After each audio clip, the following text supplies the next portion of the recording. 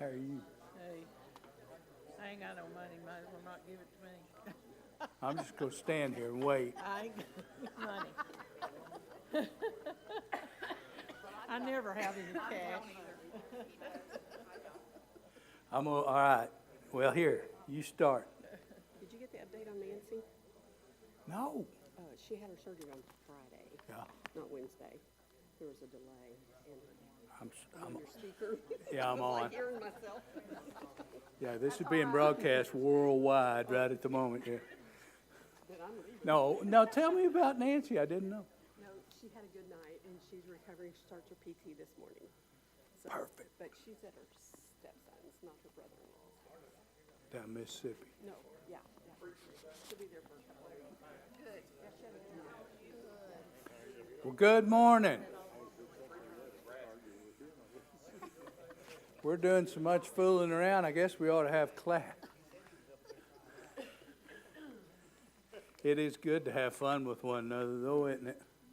Well, if you don't. Here, today is Green Valley Bible Camp Day, and the envelopes are circulating, so if you got some extra money you can devote to that, well, that'd be fine. If you don't, fine. It's always a surprise to me when I see that envelope. So, how are y'all? Fine. This is my friend from Oklahoma, Lawton, Oklahoma. Lawton? Uh-huh. What's your name? Esther Marie Morris. Esther Marie Morris. Morris. Well, it's so good to have you. We cut up a little bit here, so you just got to get used to it. It's good to have everyone here. Mike is up in Nebraska.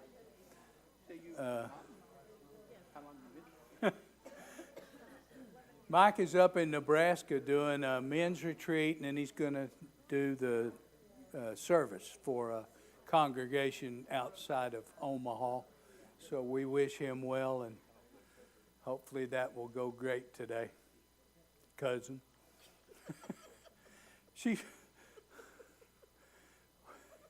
Oh, well, enough fooling around. Well, we both have a heritage, the name Moore, in our family. And we looked at one another, and But that doesn't really make us cousins. it does, too. We're cousins. You need to back up a little bit. Oh, I do? Yeah, that would crane your neck if you had to. Today, Darlene and I were out of town last week at a board meeting down at Morrilton, and it went well. And we send greetings from the people at Southern Christian Children's Home. The home's doing well and growing and dealing with all the legal hurdles that are thrown nowadays. So enjoyed our time there. Tell me about Donnie Rice. Who knows? Who's got an update? Donnie got COVID. And the last one that needed COVID was Donnie, I'm telling you. I bet he is. I hope that's as far as it goes. Well, let's remember Donnie in our prayers. Bobby, after a while, will you do our prayer for us? This isn't a whole lot of warning, but Nancy Stokes, we just got told that had her surgery. It went well, and she's down Mississippi recovering at her stepson's house, and starts PT tomorrow. Today. Well, they don't let you fool around long after surgery anymore, do they? You get up and go, and, well, Nancy's an active person, loves to play golf and do other things, and so she I'm sure wants to get up and get going. Other announcements. Sue had some excitement today. She went down to get the lawnmower out to mow the yard. Yeah? She heard a noise and she looked in the woods and there was a bear. Where? Here or up there? In Massachusetts? They got bears up there? You've seen 4 now. You need to get her home. I ain't no place for her. Well, bless her heart. I'm glad she got away from it. Wayne, I'm sorry. My dad's brother, John Carter, I know John. he's in the hospital. Oh, He had 2 stents this week in his kidneys. We thought everything went well, but his whole left arm is black. black. We don't know Why? what happened, some type of circulation. Uh, Beverly called me this morning and he's at the hospital again. John is the sweetest man. He really is. Well, and it's Carter, John Carter. Got word yesterday by text from my sister-in-law that my mother's sister, Mary Rose Hatch, passed away Friday night. And that's all I know. Don't know any other arrangements or anything. And she found that out from my uncle, my mom's brother, who has cancer, so. Where'd she live? My sister, or my aunt, lived in kind of Harrison, but then she had another place that they would go to up in Maine or somewhere. Way She off. was here in Altoona When she passed. when she passed. Mary Lou Gibonese. Others.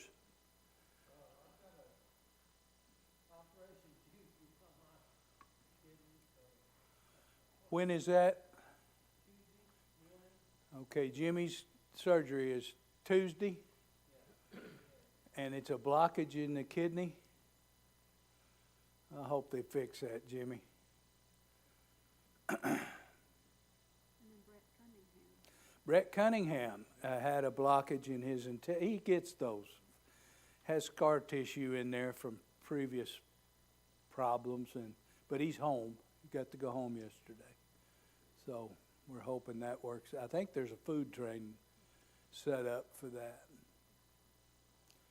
Thank you. The tomatoes were excellent, by the way. Others? Keith, you did a great job the other night. I liked it. I watched it from home. We just got home, but I turned it on, and there you were. That was good. Well, Bobby, if you don't mind, will you open us with a prayer?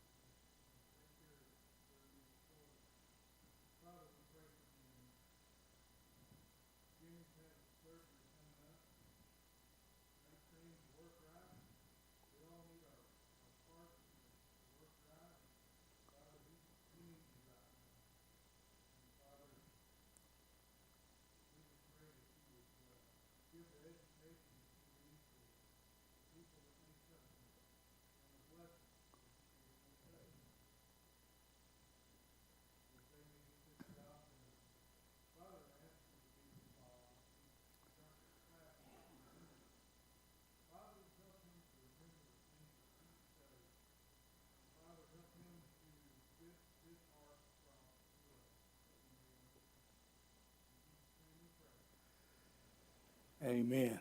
Bobby, thank you so much. Last week, did y'all go through all 10 plagues? Do you remember? Huh? Not all of them. We didn't make it all the way through. But the point was, did make it? Even the darkness? Well, that doesn't matter. I don't know, I'm kind of in the dark about that. Oh, you're in the dark about it. Ba-dum-bum. Well, I want to continue that conversation a little bit this morning and talk about the Israelites and where they were and what they were thinking and what life was like and a few things like that.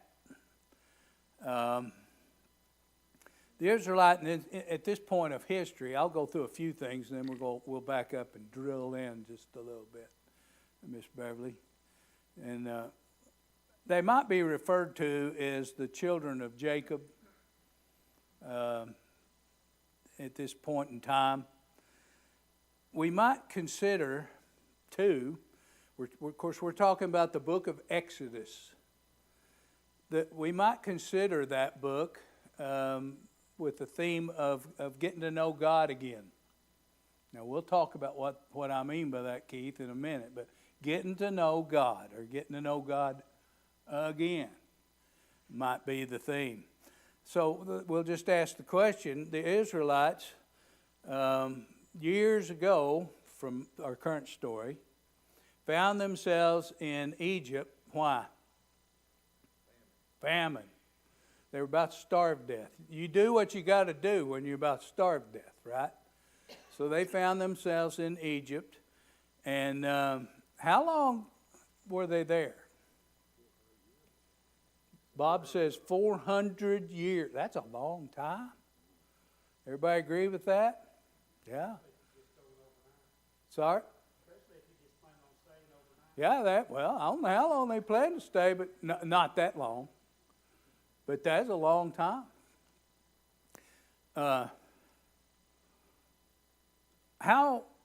So when they went to Egypt, of course they were children of God, and they knew it, they knew who they were. I'm just asking for an opinion now from reading the scriptures. So after 400 years of living under Egyptian rule, how well did they know God? They didn't. They forgot him completely. Pretty much forgot him. So what kind of religion did they study if they had one at all? Well, Egypt had multiple gods. Yeah. So Go ahead. they worshiped whichever one, I guess, their neighbors had. It was posh at the moment. It was an idol, it was an image, it was a something. That's just what history tells us, that the Israelites did that. So after... now, I'm skipping around. I'm going through a kind of a quick one, then we're going to go back. But a character popped up on the scene, an Israelite, and his name was Moses. We all know Moses. He left Egypt because of a reason. We're going to go back and drill into it. But anybody remember the reason Moses had to go? Murder. Yeah, I guess it's murder. He what? He killed an Egyptian, and then when two Israelites was fighting, they asked him if he was going to kill him too. Yeah, and then they kind of got after him, didn't they? So Moses knew who he was. Knew who he was. He was a Hebrew. He was an Israelite. Even though he grew up in Pharaoh's household, he knew he wasn't one of them.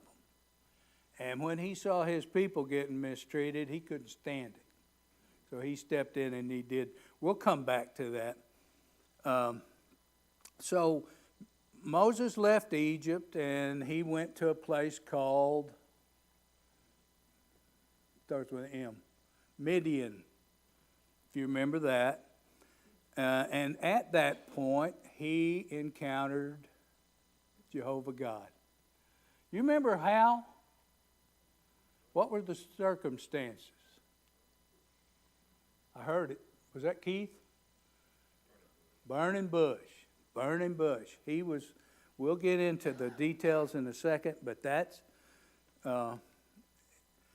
encounter reintroduced him and later on all of the Israelites to our God, who had been aloof from him for about 400 years. So Moses started to learn about God at this encounter. Another thing that we'll talk about is he learned who God's name was. That's kind of important to Israelites.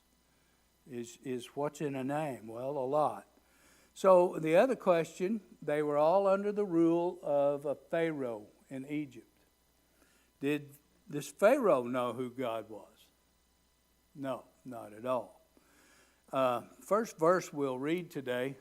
John, I've got a longer one after a while, but I'll read this in just one verse.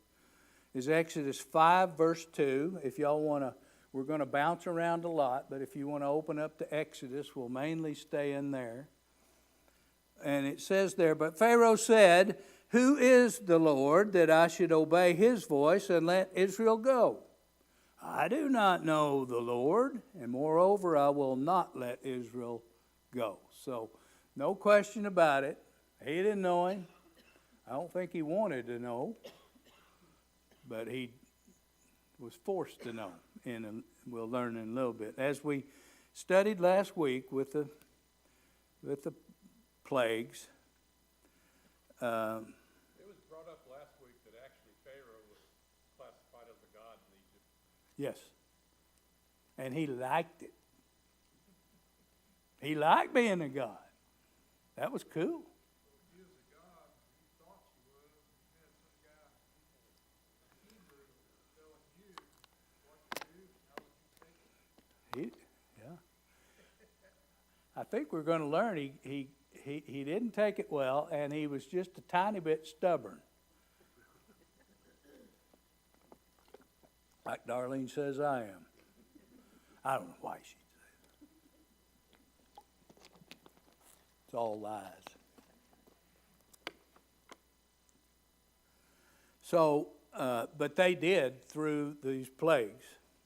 They learned about God's power, didn't they? The Egyptians. I mean, those plagues of the locusts and the blood and all this stuff, that impacted everybody. It wasn't just Pharaoh. So the whole country knew sooner or later who Jehovah God was. In fact, it's hard to imagine anybody that could doubt it after all of that. Just hard to imagine. People are entirely stubborn, though. Have you noticed that? I mean, facts right in front of your face, and they still won't. Whatever. They just won't buy it. So Pharaoh did let the people go. And what did he do after that? He went after him with his whole army. He changed his mind. He sure did. He let them go, and then he goes, well, maybe I shouldn't have done that. Or I didn't want to do that. Well, God showed his power in a big way this final episode when Pharaoh changed his mind. John, why don't you read that one for us? You got to flip on over to Exodus 14.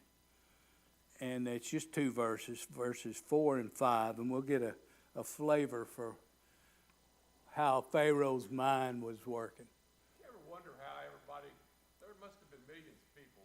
There was. They don't have television, they didn't have newspaper, they didn't have Instagram. No How Facebook. did all these people know where all this stuff is coming from? I don't know. Have to be there, see how it worked. It disseminated somehow through word of mouth. That's all they had. But they also could look at most of the plagues the Israelites didn't deal with. I mean, the Israelites themselves didn't suffer from some of the plagues. Well, So they could look and say, hey, why aren't these guys? if they observed the Passover, which later got called the Passover, it didn't impact them as much. I'm sure locusts eating up all your garden impacted them as well as. John, you want to read 4 and 5 for us? And I will harden the Pharaoh's heart, that he shall follow after them, and I will be honored upon Pharaoh and upon all his host, that the Egyptians may know that I am the Lord. And they did so. And it was told the king of Egypt that the people fled, and the heart of Pharaoh and of his servants was turned against the people. And they said, why have we done this? That we have let Israel go from serving us. Serving us. Like we said, they started out under Joseph. They had it good in Israel Egypt when they first got there. Do you remember the story? Now this is back in Genesis. In fact, Genesis 37 through 50. It's a long story, but it's really fun to read. When they got to Egypt, or made their way to Egypt, through the story of Joseph, they were given really good land. In fact, the best. They could grow a good garden when they first got there. They were treated well. 400 years, a lot can happen as things went by. It degraded bad, Amy. They were finally treated like slaves.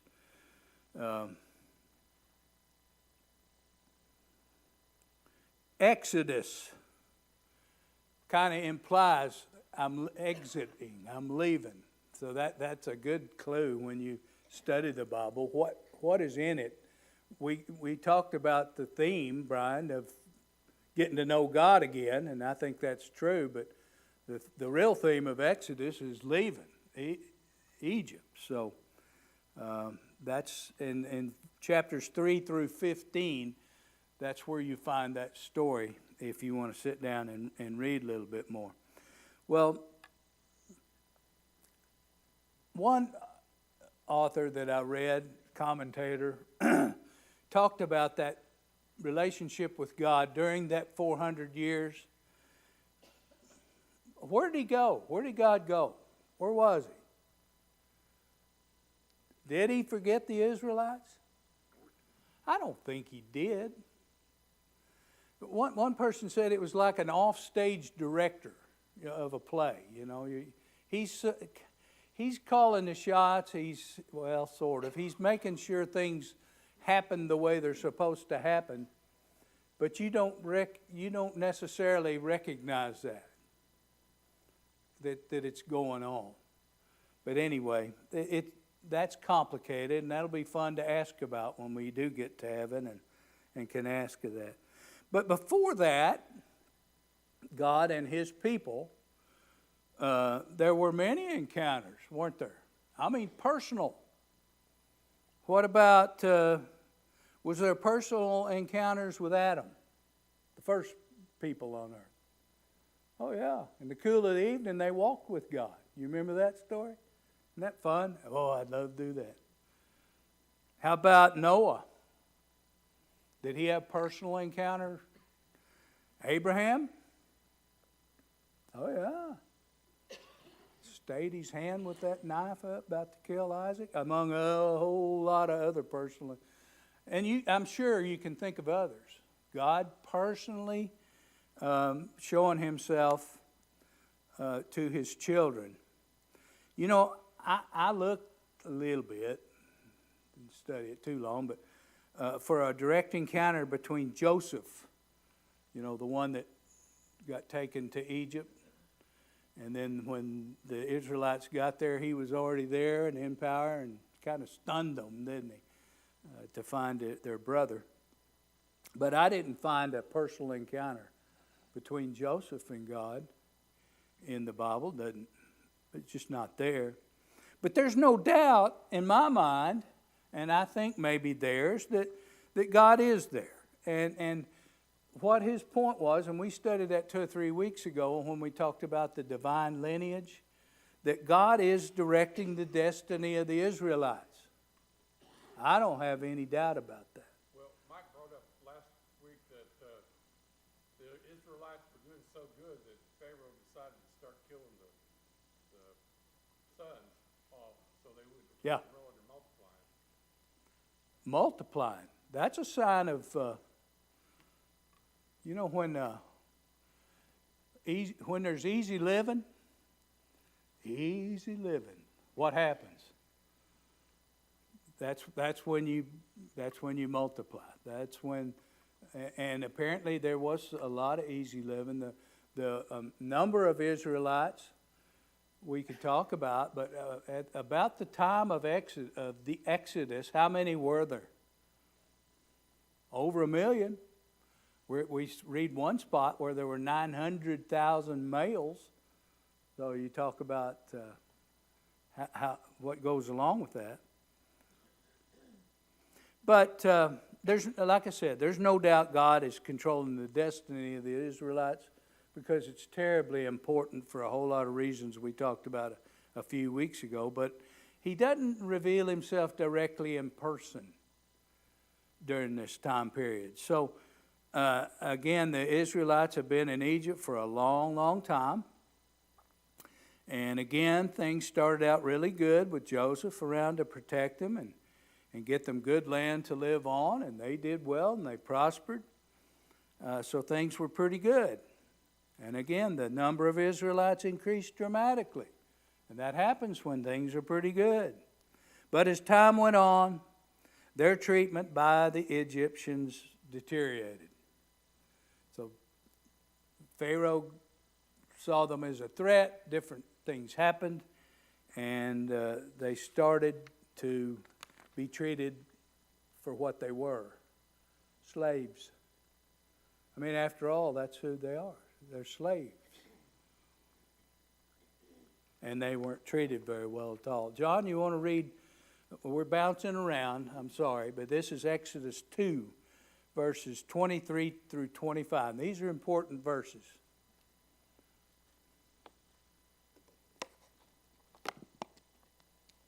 And it came to pass in the process of time that the king of Egypt died, and the children of Israel sighed with reason of bondage, and they cried, and their cry came up unto God by reason of the bondage. And God heard their groaning, and God remembered His covenant with Abraham, with Isaac, and with Jacob. And God looked upon the children of Israel, and God had respect unto them. My translation has at the end of that, and God knew. He knew what the Israelites were going through.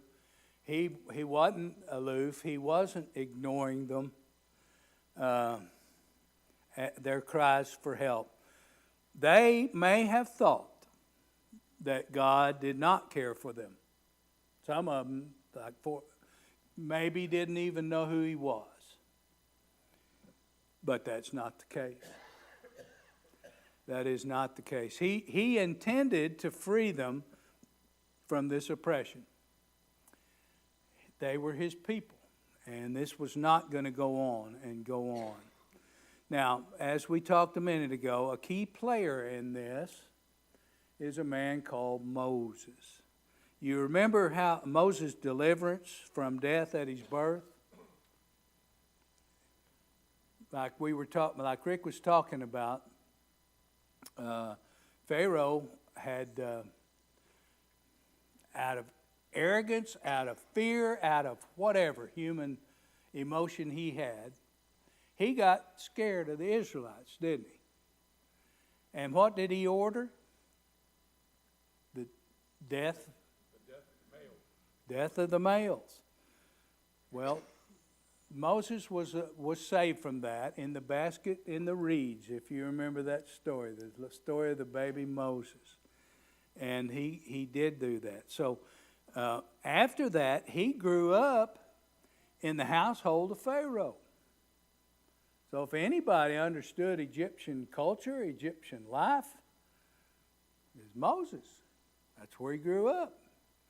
I mean, he was and could have been an Egyptian, period. He could have just done away with his other heritage, which was Hebrew. But he didn't, and we talked about the story. As he got older, he saw something that he just couldn't tolerate. As this slavery became worse and worse, they were mistreated. And Moses saw some slaves that were being whipped and mistreated, and what did he do? He jumped to their defense, and I think he killed one of them, didn't he? Pretty sure that's what the story says. He killed one of them. Well, he had to leave at that point. I mean, but think about it. He stood up for who he was. I'm not an Egyptian, really. I know I grew up that way, but my heritage, cousin, is Irish, right? We're Irish, aren't we? So, but my heritage is Hebrew. My heritage is Israelite. So he was exiled, and he went to a place called Midian, and that's where, and he was working for his, he got married, and he was working for his father-in-law named Jesse. Anyway, he had him a herd of sheep on the west side of that area where Midian is, and then something happened. Now, John, this is Exodus 3, verses 1 through 5. And I know we talked about this last week, but it's significant. Now Moses kept the flock of Jethro, his father-in-law. I said Jesse, it's Jethro. You should have corrected me. You looked at me funny, but sorry. Go ahead, John. The priest of Midian. He led the flock to the backside of the desert and came to the mountain of God, even Horeb. An angel of the Lord appeared unto him in a flame of fire out of the midst of a bush. And he looked, and behold, the bush burned with fire, and the bush was not consumed. And Moses said, I will go, turn aside, and see this great sight, why the bush is not burnt. And when the Lord saw that he had turned aside to see, God called unto him out of the midst of the bush, and said, Moses, Moses. And he said, Here am I. And he said, Draw not nigh hither, put up thy shoes from thy feet, for the place wherein thou standest is holy ground. Take your sandals off. Why would I do that? It's been 400 years. You're who? You're God? I don't know anything about God.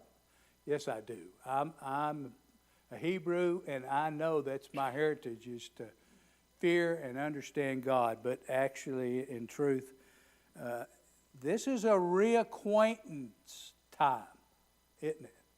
After so long of God not showing himself, well, here he is in a bush that's burning, and it won't quit burning. Just keep burning.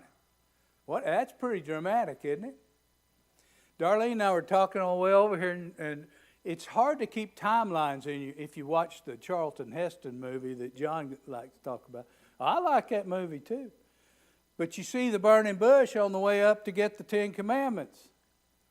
In the movie, no, that ain't the way it happened. He goes back up to Mount Sinai and gets the 10 Commandments, but not now. A whole lot of stuff has to happen, including the plagues.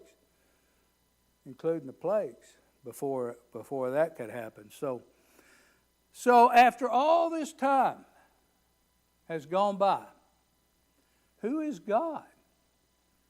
He's finally showing himself. So we have to reestablish some understanding of who mankind is and who God is. And it starts now at this burning bush. The first thing that's significant is this fire, I think, because it's interesting to look at. Throughout the rest of Exodus, God reveals himself pretty well all the time, but it's done with a fire. You remember all the fire stories? John, you want to read one more? How about Exodus 13, starting in verse, say, 21 and 22?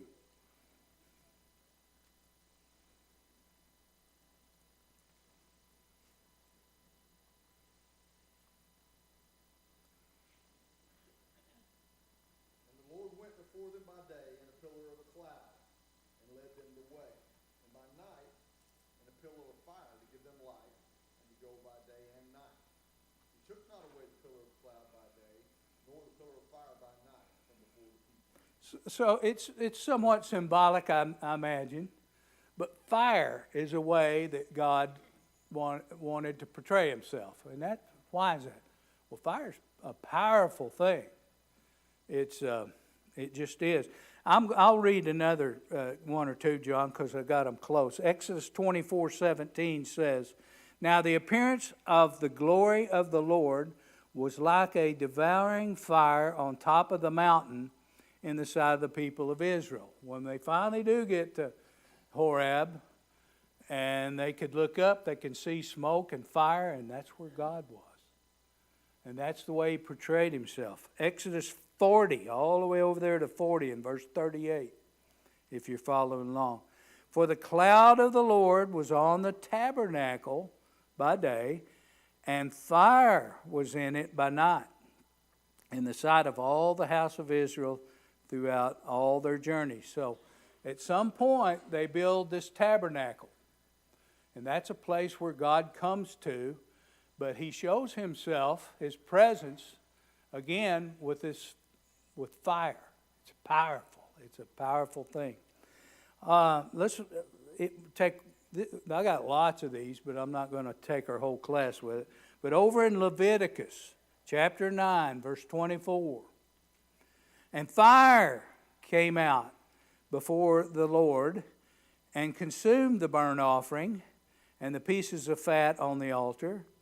And when all the people saw it, they shouted and fell on their faces." So fire is a powerful thing, and it is used by God as an example of himself.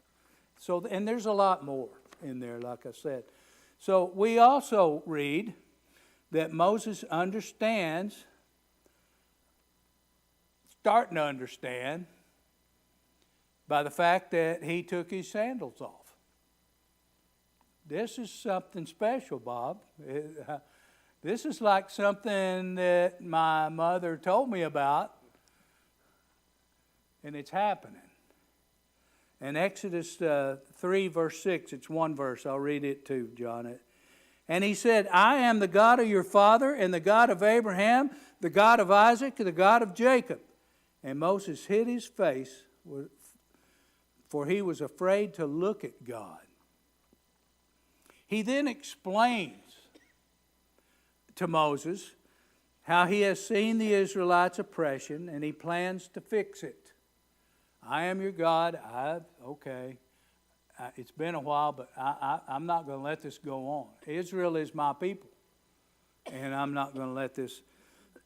So the next thing that happens is, and I'd probably be the same way, maybe. I don't know what I'd do. But Moses said, "Who are you? I hadn't heard from you in 400 years. What is your name?" What is your name? John, you want to take that in Exodus 3, starting in verse 13, just two verses, 13 through 15. "And Moses said unto God, Behold, when I come unto the children of Israel, and shall say unto them, The God of our fathers hath sent me unto you. And they shall say to me, What is his name? What shall I say unto them? And God said unto Moses, I am that I am. And he said, Thus shalt thou say unto the children of Israel, I am hath sent me unto you. And God said moreover to Moses, Thus shalt thou say to the children of Israel, The Lord God of your fathers, the God of Abraham, the God of Isaac, the God of Jacob, hath sent me unto you. This is my name forever, and this is my memorial to all generations." Is a name important? It is to the Israelites. I mean, it's part of their culture. To us, I don't know so much. But to them, it was a descriptive thing. I know we talked in this class about Adam naming all the animals with a descriptive name for them. So it is important. They believe your nature is reflected in your name. So anyway, that's their thought processes. Some names that are used in Genesis reflects God's nature. You know, I told you he was very active on earth back then. El-Elon, was that the bell? No, surely not. Elyon means God Most High, and you can find that in Genesis 14. I'm just going to read 3 or 4 of these. El Roi, R-O-I, the God who sees me. That's in Genesis 16. El Shaddai, S-H-A-D-D-A-I, means God Almighty, and that's in Genesis 17. El Olam, is God everlasting. That's found in Genesis 21. But here, in this passage, he uses the term that we are familiar with, Yahweh. Y-A-H-W-E-H. What does that mean? Real simple. The Lord. I am who I am. I am who I always was. I am who I always will be. I don't have to explain that to you either. I added that part. How would you explain who you are if you're the most powerful creator of the universe? I understand him asking the question, and I'm trying to understand why God answered it the way he did. Any comments about that? Anybody got the insight? There was no other. He's it. I am who I am. I'm it. I've always been here. I'm always going to be here. So, you know, at the end of that, he even abbreviates it to say, just say, I am sent you. That's it, Mike. God told Moses to return to Egypt at this point and assemble the elders of Israel. And that story is really fun to read. It's in Exodus 3, 16 through 20. It's not that long, John. Can you read that for us? Exodus 3, 16 through 20. Go and gather the elders of Israel together, and say unto them, The Lord God of your fathers, the God of Abraham, Isaac, and Jacob, appeared unto me, saying, I have surely visited you, and seen which is done to you in Egypt. And I have said, I will bring you up out of the affliction of Egypt into the land of the Canaanites, the Hittites, and the Amorites, and the Perizzites, and the Hivites, and Jebusites, unto a land flowing with milk and honey. How far do you want me to read? Through 20. And they shall hearken to thy voice, and they shall come, thou and the elders of Israel, unto the king of Egypt, and ye shall say unto him, The Lord God of the Hebrews hath met with us, and now let us go and beseech thee 3 days' journey into the wilderness, that we may sacrifice to the Lord our God.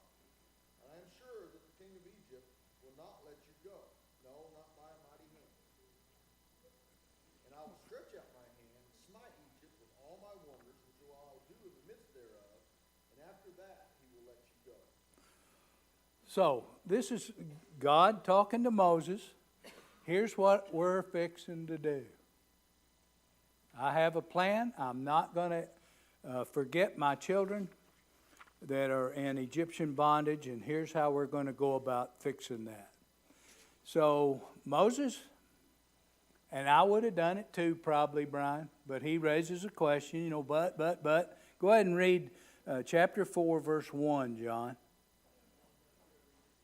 Moses answered and said, But behold, they will not believe me, nor hearken unto my voice, for they will say, The Lord hath not appeared unto me. No, you didn't see God. There was no burning bush. You're making that up. Who are you? You're the guy that lived up great, you know, was raised in Pharaoh's household, and you're just a nut. We're not buying it. What did God do? Well, he gave him some things that he could do to prove himself to be the real deal, to authenticate himself.